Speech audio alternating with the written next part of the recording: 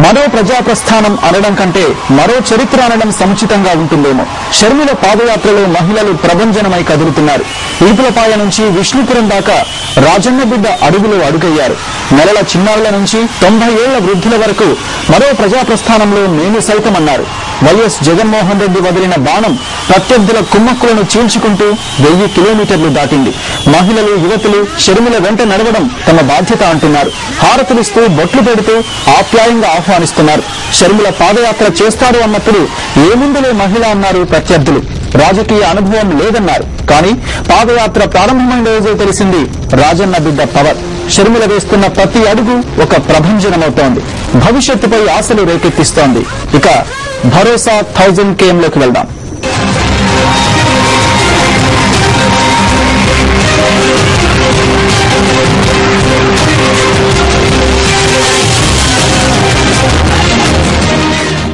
October 18, 2012 YSR జిల్లా ఇడుపులపాయ. మహానేత వైఎస్ఆర్ కు చాలా ఇష్టమైన స్థలం. ఆయన శాశ్వత విశ్రాంతి తీసుకుంటోంది కూడా అక్కడే. ఒక్కరొక్కరుగా గుంపులుగా ఇడుపులపాయ చేరుకున్నారు వైఎస్ అభిమానులు.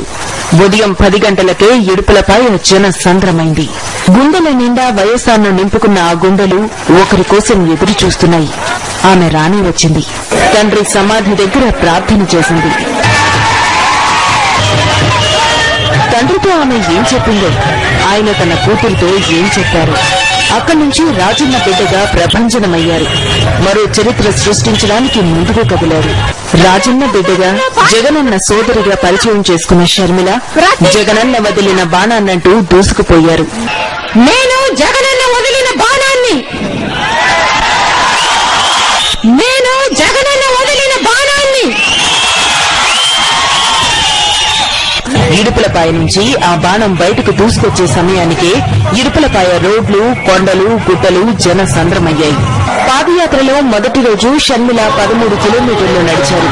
వైఎస్ఆర్, జగన్ నినాదాలు ఇడుపులపాయ చుట్టుపక్కల గ్రామాలను హోరెత్తించాయి. శ్వాస సాక్షిగా పుట్టిన ఆ నినాదాలు ప్రత్యర్థుల వెన్నులో వణుకు పుట్టించేలా మార్మోగాయి.